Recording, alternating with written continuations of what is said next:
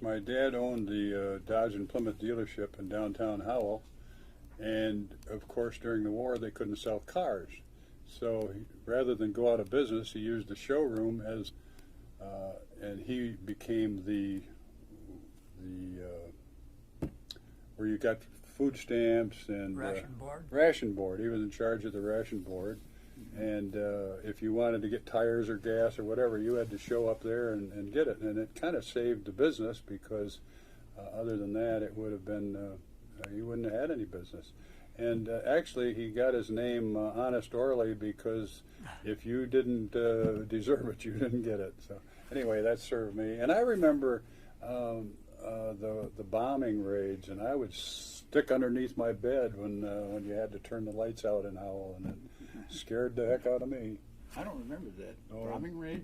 Dealership was located across from the Hardware. The Hardware. I don't know the number now, where the lighting company is now.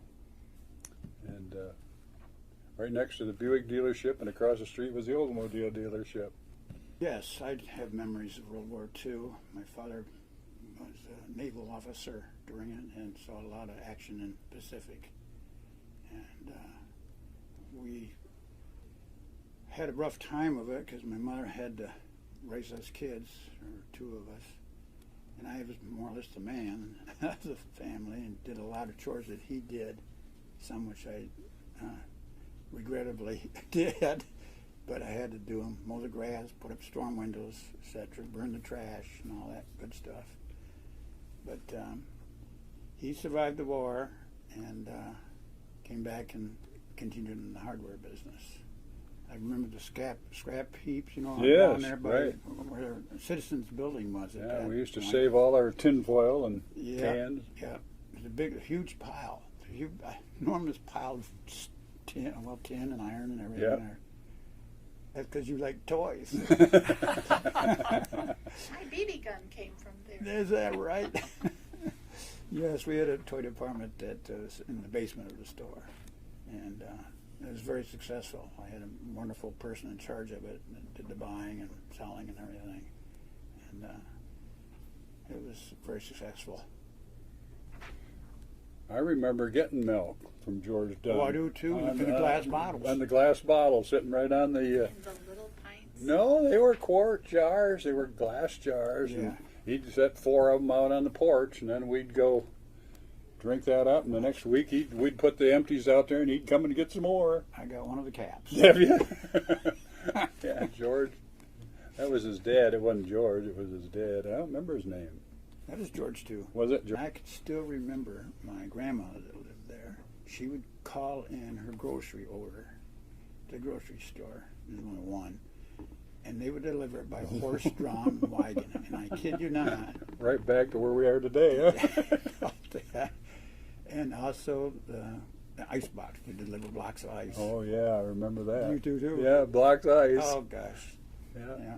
Anyway, that was one of my youthful memories. One of my youthful one was we had the first TV that showed up in Howell, and it was a big old square box, With and a the little screen picture. was about like this. Yeah. Took up the whole living room, but the screen was about this big, and I think we got one program or two. It wasn't much on it, but it was cute. I'll have to go back to the day when you had 2 through 13 again. Yeah.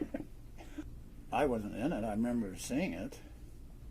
And I remember seeing Douglas MacArthur when he came through, when there wasn't any expressways. He came through on Grand River. It was quite close to him and I could hear him quite well. And I can still remember what he said, not verbatim, but he says, "What beautiful hilly countryside you have here." And I remember those words to that effect. And that's all he said. And it was down the road. Mike Hagman, I think, had a lot to do with it at the time, whether it was the old one or the new one, and he was on the city council with me, but I really didn't have anything to do with it. Yeah, we used to have them every year. They'd come out here, and it wasn't. And I was a kid, went out to all of them, and that's where I learned how to ride a first wheel, whatever. But yeah, we had it every year. We looked forward to it. I think we had to walk to it because we didn't have a car. And Dad It was like the Farville Fair. They Yeah, had similar. fairgrounds, Yeah. races there, Right. and so on. Yeah, they had a lot of stuff going on, and it was a lot of fun. Yep. Or Thurston Lumber was. Yeah, Yeah, kind of off there. I think so. About there were Back in that area. Yeah. Well, Peter and I went to school together, so we're friends. Yeah. And I remember had a few capers together. yeah. I don't know if we want to recall those. In fact, we just had our 65th class reunion this weekend, and had 21 people there. We had 98 in the class and 49 dead, and 21 there. So, plus guests, and it was just fun. We've had about 10 or 15 class reunions, I think, and we feel that we're one of the friendliest classes ever come out of Howell High. We've just stayed together and close. And did you do K through 12 in Michigan? yes, in fact, it was funny. The building where the post office is now. This is a funny story, but we started in kindergarten there, and we graduated there, and then several years later they abandoned the school, and we were looking for a post office, and the post office came out and interviewed me as I was the mayor, and we couldn't talk to this guy, and finally bought property way out by where the fire station is now, and the council and I wanted the post office downtown. We didn't want to take a tram out to the post office, so I wrote a letter to President Ford, and I figured it was a waste of time, but I wrote it, and a week later I got a call from the same guy that wouldn't even talk to me before, and he was the friendliest guy on earth. And apparently the post office general got a hold of him, and they came out and negotiated. We bought the building from the school, the city did, tore it down, and then we sold it to the post office, and that's how it got built in town. Okay, come on. Give me the goods. The mischief you got into when you were kids. Well, I remember that on top of the roof there was a VW one morning when we got there, and one of the teachers' cars was up there. I didn't have anything to do with it, Peter, but you probably did. No, I didn't steer that. I didn't. I heard the story there was a cow up there. Well, no, I don't remember the cow, but I remember the VW. We had some farmers in our class. Yeah. I wouldn't be surprised. I don't know how they get a car on the third floor, but they did it. Oh, no. Well, I remember that we had a class that was in the back room, and Bob Lint taught it, and there was a window, and on the window you could go out on the roof of a part of the building, and Bob would turn his head, and 2 or 3 of our classmates are out there having a ball. And then Bob would throw a eraser at him and slow him down. We'd call out Paige. Yeah, right. Calm him down. In fact, they got so rowdy that they took about 16 of us and took us out of the class and decided that the assistant superintendent at that time, Chris Christopherson, should teach us. And we didn't misbehave when he was teaching us. No. So, yeah, I remember that one very clearly. Well, the most mischief that I got into, I wasn't a bad guy. I was a nice kid. But the most mischief we got into was tipping over garbage cans. We'd ring on the doorbell and run away. And we'd, of course, if they had watermelons, in the watermelon season, they were gone. We'd have them in our pocket. But we were pretty good kids. We didn't do it. Street lights, if there was a street light in there, we'd try to figure out how to take that out. Either a BB gun or a rock. But pretty much we were nice kids. I don't know if you remember this, but a group of us boys were down on the street back where your store is there. Okay, Sibley. Sibley? Yeah. And it was wintertime, and traffic was going up and down Sibley. So all of us boys. Snowballs, huh? Were you in on that? Oh, not me. Well, we didn't heave them at the cars are going, but we heaved them up there to try to time it, so when the car was down the road, the car would be plummeted with all these snowballs. Well, we were a pretty good target. We knew what we were doing, and it hit that car, and the guy stopped. Boy, did we take off. Yeah. And we ended up in your dad's lot. We hid in there. Well, I have a cute story. My dad owned the dealership, and I drove the truck a lot, but he said, don't ever let anybody in the back of the truck. No, Dad, I won't. Well, anyway, we go down to the church, and we're going to go to Pinckney to play a ball game, a lot of us kids, and there's one driver, me. And the kids begged me to put him in the truck. So I got, 9 of us, whoever, and he had a ball team, and I got the back end filled. We go play the ball game, and we had a good time. On the way back, there's a store at halfway between Pinckney, and we go in to get a glass of water, and on the way out, all these kids, unbeknownst to me, grab all these rotten apples that are sitting out in front of the barrel. And about halfway down the road, this car just squeals and turns around. The guy said, "You better get the heck out of here, because we just peppered him with apples." So we, of course, escape him. And I dump off all the kids, and Charlie Culver and I are driving down Grand River, and all of a sudden the sheriff stops us. And he says, "You boys been out having fun?" "Oh, no, we just went to the movie. We're having a good time." He says, "Well, guess what?" He says, "The sign on your thing that says Young Motor Sales," he says, "you guys just peppered a car out there." And then he says, "Your dad is the mayor, and we'll give you two choices. You can either have me tell him, or you guys come in and spend a week cleaning cars." And we took the order, really. It was really a fun story. But that's the worst I ever got into. Sound like some of the guys that threw the snowballs. Yeah, probably the same ones. Good shot. Yeah. Well, I heard in later years that you enjoyed disco dancing. Oh gosh, they got me. I'm not a dancer, and they finally had some disco thing, and so I get out there, and I'm the mayor at the time, and we go to this disco thing. It's at the rec center, and we're out there and doing some goofy stuff, and of course the camera's all over the place, and I get the front page article about the mayor doing this Funky kind of chicken. stuff. And yeah, it was not cute for me. But anyway, yeah, that's about all I know how to dance. I actually spend most of my time at my girlfriend's, who I married afterwards, Joanne Fay, at Lyman Fay's house. He had the only cement driveway and a basketball court, and we'd play basketball until midnight. Well, until he turned the light out, and then we had to go home. But we played basketball over there, and then when it was football season, we played football down in another section. When it was baseball season, we played baseball. So that's what we were busy doing. We just loved to play sports, and we did it most of the time. We did go swimming in the old Howell Lake. In fact, during the years afterwards, Howell schools wanted to build a swimming pool, and they'd get it voted down because we got a lake. Nobody needs a swimming pool, so you couldn't build a swimming pool. And we spent a lot of time. My kids were lifeguards there, and I think that's the greatest beach in the world. I don't know if it gets used today, but it sure did when it was our days. That's where we learned to swim. Yeah. Right there. I don't know that I was on the council, but I don't remember the year, but I do remember Paul. Paul was one of my favorites. He was a teacher of ours. In fact, another cute story, we wanted to have 4 or 5 of us, Peter was on it, we wanted to play golf because we belonged to the country club.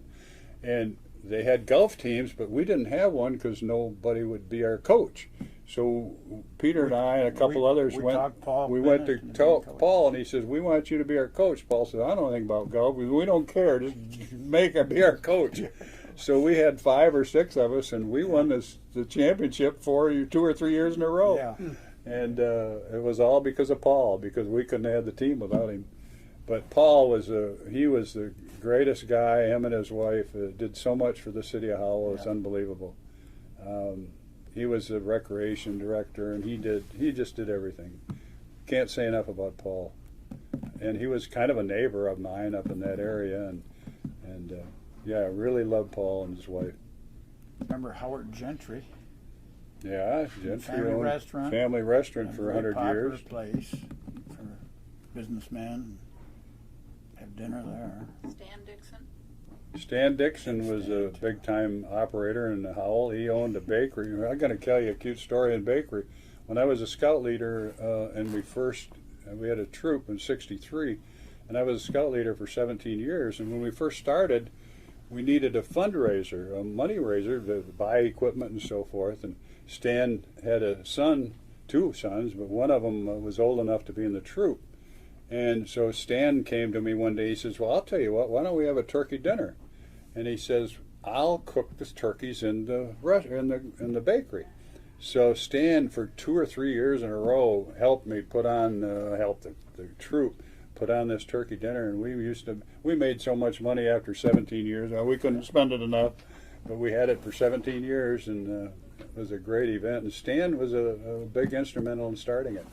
I bought the Army from the church to move the auto parts from 214 West Grand River. And I found out that the Armory didn't own it, but the church, the Catholic Church, owned it. And as we were moving into it, my wife came to me and says, "Do you realize that I went to school in the back balcony of this building and when I was in the grade school from the Catholic Church?" And I said, "No, but that was an interesting fact." And then, of course, they had a vault downstairs, and we used to keep all of our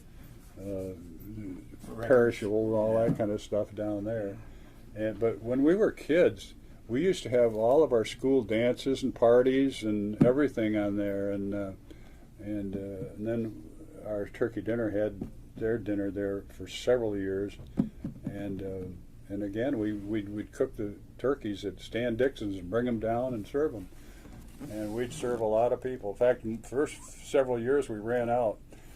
Bob White was another funny character. He owned a Standard station downtown. Just a sweet old guy, and he just pumped gas. That's all he wanted to do all his life, and he made a decent living.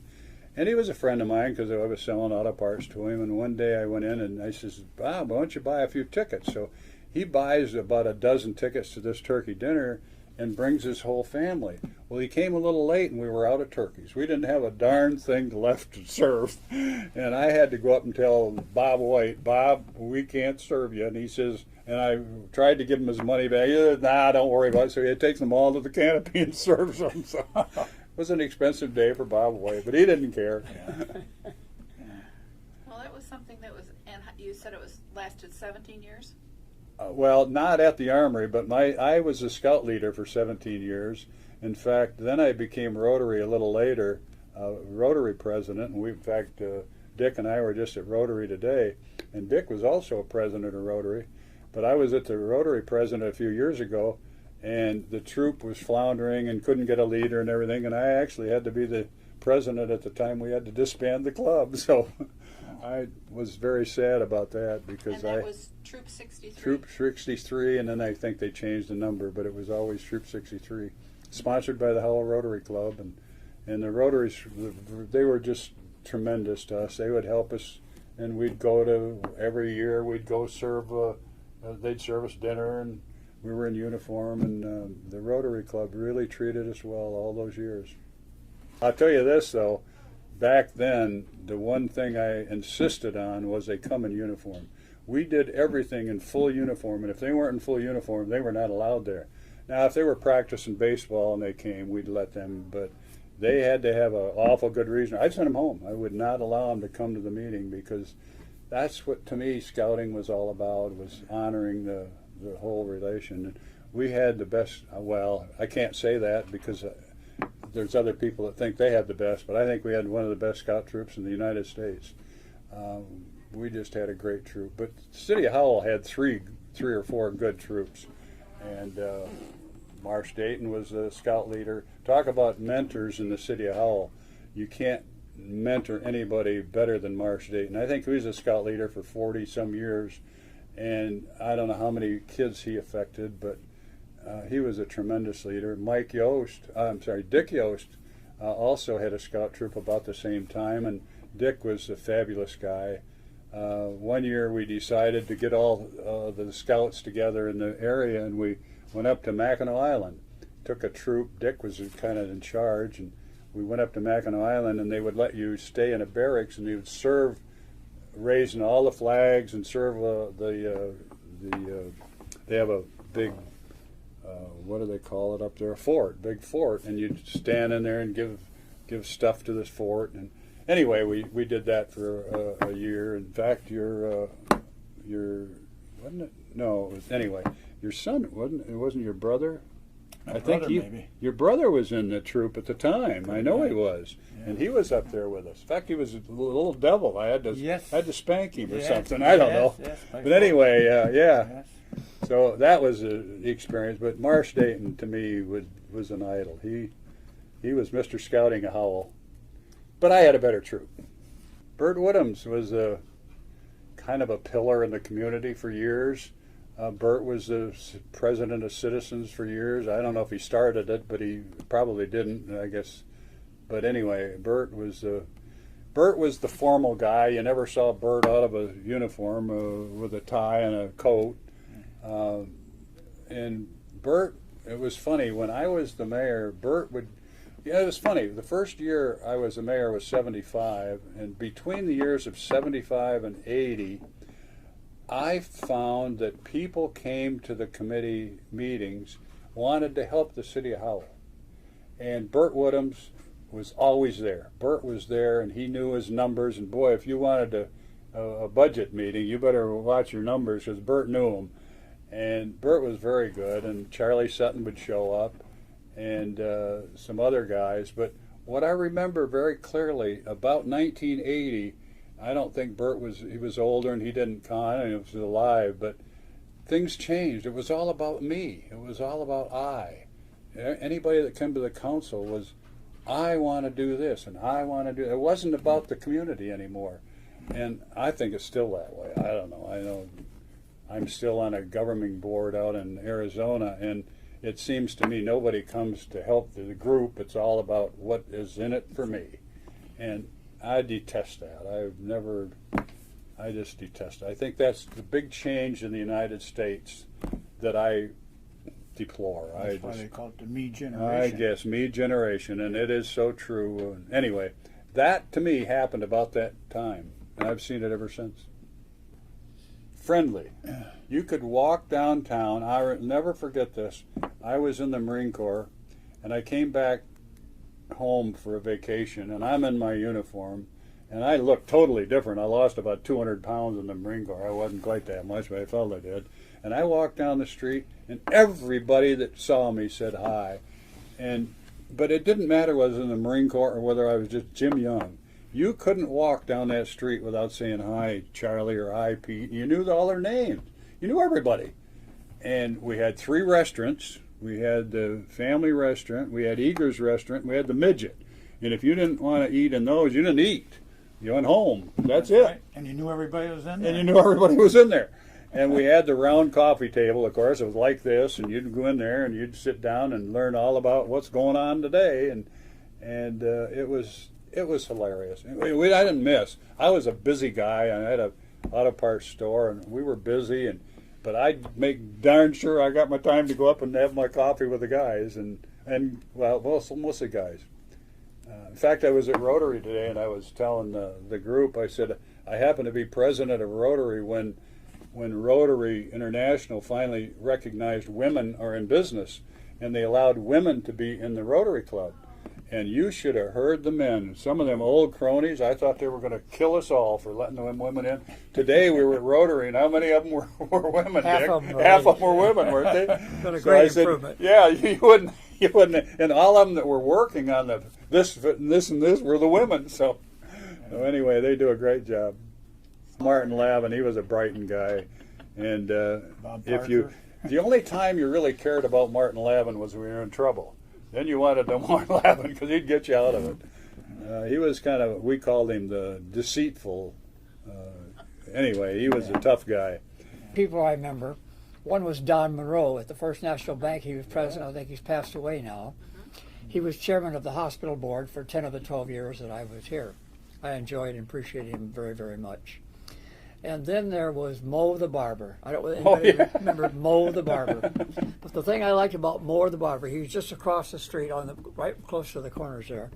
After you got a haircut, he had a little vacuum machine. You went across your head and got all the hair. And I love that. I wish they'd do that today.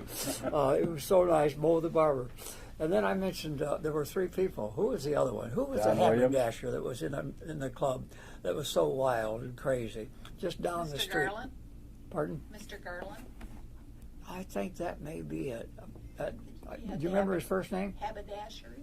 Ed Garland. Ed Garland would be his. Well, I don't know if that's it. But anyway, that's just a You quick know, Mo's memory that wife I have. was I do mayor. remember Mo. Mike Sue. who he was so patriotic, leadership in Howell. Oh, Mike Hagman. Mike Hagman. Mac Hagman. Yeah, he was owned a the gas splendid station. person, bless his heart. Yes, he was. I have good memories about him. Cliff Heller. Cliff Heller was the mayor a little before me, and Cliff was just a great guy. He spent more time in the city of Howell than most of us ever did. He was very, very interested in Howell. He owned a flower shop, and him and his wife run the business for years. but Cliff was very honorable, and the problem with Cliff was his meeting started at, I don't know, 7, and they didn't get over till midnight. He'd like to talk. When I had my first meeting, it started at 7 and ended at 8. But not Cliff. He'd have long meetings. So a lot of If it people ended left. at 8, you didn't say very much, Jim. But anyway, Cliff was good, and then Cliff got on the Huron Clinton Metropolitan Authority Board after Charlie Sutton, and I had the fortunate privilege of being elected to that by Dick Slayton, who was a county chairman, county board chairman, who makes the appointments. And I served on that 18 years, and I followed Cliff Heller, and I had nothing but praise from the staff on that, from Cliff Heller, the things that Cliff Heller did, except he did like his martinis. Anyway, he did enjoy that. But Cliff was very instrumental in a lot of stuff happening in the county. As well as the archives in the basement. Did of the he? I didn't library. know that. Uh-huh. Well, when the bicentennial book was written, Yes. and they had all the basements filled with stuff, Yeah. he made a declaration as mayor And that'll be darned. that we would have an archives. Oh, good for him. I didn't know that. Yeah, Zemp was the last one on that committee. Okay. Huh. Great.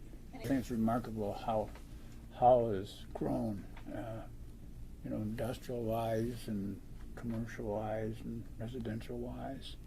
And a lot of people resent that, and some have even moved out. I know people who are residents here, and they've gone north.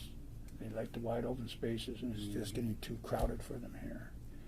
But this is progress, and we're Americans, so we got to adapt accordingly. So we do. Well, I had the auto parts store, and I started.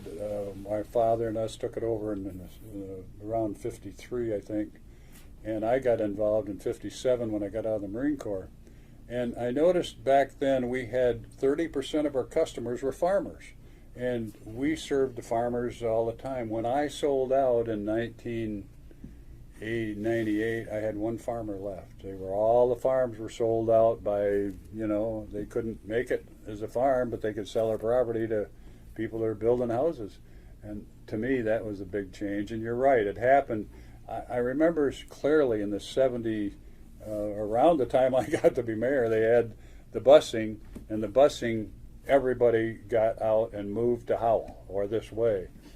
And it was funny because the people coming from Detroit wanted everything. They wanted curb and gutter streets, and they wanted this and they wanted that. And we basically told them, if you want it, go back to where you came from, because we haven't got the money to build it, and we haven't got the money to fund it. In fact, when I took over as mayor in 1976, we had 8 miles of gravel street in the city of Howell. And I talked to the city manager, and he said, it's going to cost us several $1 million. I don't know where we're going to get it. And I said, well, there's got to be a better way. And he said, well, there is a system called double seal where you put tar and gravel on them. And he says, but they'll only last 3 or 4 years. So I said, well, we're going to do it. So we did it. And I didn't say it, the council said it. And so we went out and did 8 miles of gravel street in the city of Howell. So there was no gravel streets left. I'm driving around today and they're still there. So they lasted a lot more than 2 years. Anyway, it was one of the best things we ever did. The other quick story I want to give you is that we wanted to buy a ladder truck because we had no ladder in this fire truck district that would get to the top stores of our stores. So we wanted to, we couldn't afford $200,000 to buy a ladder truck, so we looked in the paper and we found one for $11,000 in Livonia.